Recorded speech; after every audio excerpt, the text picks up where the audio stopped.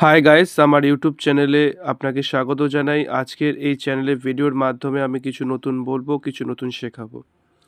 আজকের ভিডিওটির টপিক থাকবে অপারেশন পাওয়ান। প্রাণ হারান 1171 সেনা, আহত 3500-এর বেশি। পড়শি দেশে ভারতের অন্যতম কঠিন অভিযান ছিল অপারেশন পবন। অপারেশন পবনের সময় নিহত সৈনিকদের প্রতি মঙ্গলবার শ্রদ্ধা নিবেদন করলেন ভারতীয় সেনা প্রধান জেনারেল উপেন্দ্র ত্রিবেদী। 1987 সালে শ্রীলঙ্কায় ভারতীয় সেনার এই অভিযানের প্রথম আনুষ্ঠানিক স্মরণসভার নেতৃত্ব দেন তিনি। 1987 সালের 7ই অক্টোবর থেকে 1987 সালের 26শে অক্টোবর চলা এই অভিযানে হাজারের বেশি ভারতীয় সেনা নিহত এবং 3500-এর বেশি সেনা আহত হয়েছিলেন। এখনও পর্যন্ত অপারেশন পবনে নিহত সেনাদের মৃত্যুবার্ষিকী পালন করতেন তাদের পরিবারের সদস্যরা। এই প্রথমভাবে আনুষ্ঠানিকভাবে তাদের সম্মানার্থে স্মরণসভার আয়োজন করা হলো। কার্গিলের যুদ্ধ, অপারেশন ব্লু স্টার, অপারেশন সিঁদুর এর কথা শুনলেও অপারেশন পবনের কথা অনেক কম মানুষই জানেন। ভারতীয় সেনার অন্যতম কঠিন অভিযান ছিল অপারেশন পবন। অপারেশন পবন চলাকালীন ভারতীয় সেনার 1171 জন সদস্য প্রাণ হারিয়েছিলেন, আহত হয়েছিলেন 3500 জনেরও বেশি। কিন্তু কে এই অপারেশন পবন? 1987 সালে তৎকালীন রাজীব গান্ধী সরকারের সময় অপারেশন পবন শুরু করে ভারতীয় সেনা। শ্রীলঙ্কার সংখ্যালঘু তামিল জনগোষ্ঠী এবং সিংহলী সংখ্যাগরিষ্ঠদের মধ্যে গৃহযুদ্ধের পটভূমিতে এই অভিযান পরিচালিত হয়। পরিস্থিতি নিয়ন্ত্রণে আনতে শ্রীলঙ্কার ভারতীয় শান্তিরক্ষী বাহিনী ইন্ডিয়ান পিস কিপিং ফোর্স বা IPKF পাঠায় রাজীব গান্ধীর সরকার। এরই মধ্যে শ্রীলঙ্কায় পৃথক তামিল রাষ্ট্রের দাবি নিয়ে লড়াইয়ে নেমেছিল জঙ্গি সংগঠন Liberation Tigers of Tamil Eelam LTT। শ্রীলঙ্কার মধ্যে তামিলদের জন্য একটি পৃথক বাসভূমি তৈরি করতে চেয়েছিল সংগঠনটি। ভারতের জন্য তামিলের অধিকারের বিষয়টি ছিল অত্যন্ত স্পর্শকাতর। উপচে পড়া শরণার্থীদের ভিড় নিয়েও চিন্তিত ছিলেন নয়াদিল্লি। ফলে পুরো বিষয়টিকে কূটনৈতিক এবং সামরিক উভয়ভাবেই সমাধানের চেষ্টা করেছিল ভারত। 1987 সালের 29শে জুলাই শ্রীলঙ্কার তৎকালীন প্রেসিডেন্ট JR জয়বর্ধনের সঙ্গে চুক্তি স্বাক্ষর করে রাজীব গান্ধী সরকার।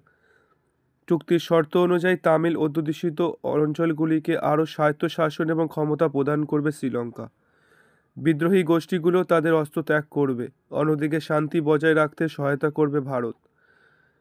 এরপরই শ্রীলঙ্কায় IPKF পাঠায় ভারত। পড়শি দেশে যাওয়া ভারতীয় সেনার সংখ্যা ছিল প্রায় 1 লক্ষ। বিদ্রোহী গোষ্ঠীগুলোকে নিরস্ত করার দায়িত্ব দেওয়া হয়েছিল ভারতীয় সেনাকে, যদিও LTT সহ অনেক গোষ্ঠী সেই প্রস্তাব মেনে নেয়নি। সরকারের সঙ্গে আলোচনায় বসতেও রাজি হয়নি তারা। ফলে স্বাভাবিকভাবেই ওই গোষ্ঠীগুলির সঙ্গে প্রত্যক্ষ সামরিক সংঘাতে জড়িয়ে পড়ে ভারতীয় সেনা। শুরু হয় অপারেশন পবন। অপারেশন পবন শুরু হয়েছিল 1987 সালের 11ই অক্টোবর। শ্রীলঙ্কার জাফনা উপদ্বীপে LTTর বিরুদ্ধে এই অভিযান চালানোর সিদ্ধান্ত নেওয়া হয়।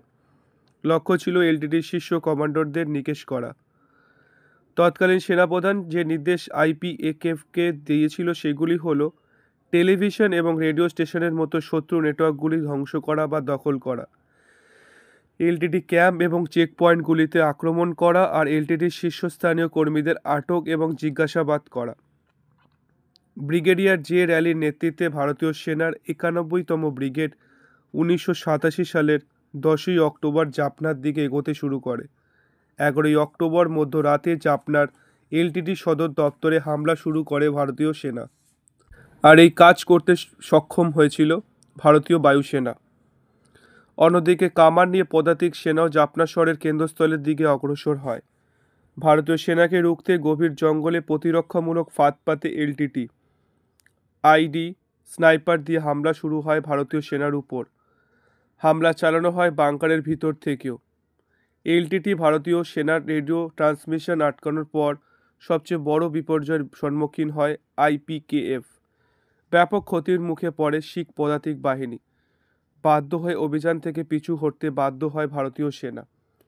সংঘাতের তীব্রতা এমন জায়গায় পৌঁছেছিল যে জঙ্গলের ভিতরে নিজেদের সঙ্গীদের দেহ উদ্ধারও যেতে পারেনি ভারতীয় সেনা। শত শত সেনার প্রাণ হারালেও অভিযান পুনরায় শুরু করে ভারতীয় সেনা। 1987 সালে 26শে অক্টোবর জাফনা শহর দখল করতে সক্ষম হয় তারা। পিছু হাঁটতে শুরু করে, জঙ্গলের গভীরে পালিয়ে যায় এলটিটি জঙ্গিরা। কয়েকজন গুরুত্বপূর্ণ নেতা প্রাণ হারালেও প্রধান নেতা ভি প্রভাকরণ ধরা পড়েননি। এরপর 25শে নভেম্বর প্রভাকরণকে ধরতে জাফনার অঞ্চলে আরও একটি অনুসন্ধান অভিযান চালায় 8ম মহার রেজিমেন্ট মেজর আর পরমেশ্বরন। জঙ্গলে জঙ্গিদের হামলায় গুলিবিদ্ধ হন পরমেশ্বরন। তবে গুলিবিদ্ধ অবস্থাতেই ভারতীয় সেনাকে কৌশলগতভাবে এগিয়ে নিয়ে যান মেজর পরমেশ্বরন। পাল্টা আক্রমণও করেন। হাতে বুকে গুলি খেয়েও বেশ কয়েকজন জঙ্গিকে নিকেশ করেন তিনি। জঙ্গলের ভিতর মেজর পরমেশ্বরনের দেহ উদ্ধারে গিয়ে আরও কয়েকজন জঙ্গিকে খতম করে ভারতীয় সেনা। বীরত্বের জন্য মেজর পরমেশ্বরনকে মরণোত্তর পরমবীর চক্র দেওয়া হয়। বলা হয়, অপারেশন পবনে ভারতীয় সেনার 1171 জন সদস্য শহীদ হয়েছিলেন। আহত হয়েছিল 3500-এরও বেশি। অপারেশন পবনের সাফল্য সত্ত্বেও শ্রীলঙ্কায় জাতীয়তাবাদী মনোভাব ভারতের বিরুদ্ধে কাজ করতে শুরু করে। শ্রীলঙ্কায় কেউ কেউ ভারতীয় বাহিনী প্রত্যাহারের দাবি জানালেও রাজীব তেমনটা করতে রাজি হননি। 1989 সালের সংসদীয় নির্বাচনে পরাজিত হন রাজীব। শ্রীলঙ্কার প্রেসিডেন্ট রানা সিংহে প্রেমদাস ক্ষমতায় আসার পরে ভারতে অবশেষে 1990 সালের 24শে মার্চ শ্রীলঙ্কা থেকে সেনা প্রত্যাহার করে নেয়। 1991 সালের 21শে মে তামিলনাড়ুর পেরুম্বুদুরে এক নির্বাচনী জনসভায় আত্মঘাতী বিস্ফোরণে নিহত হন রাজীব গান্ধী।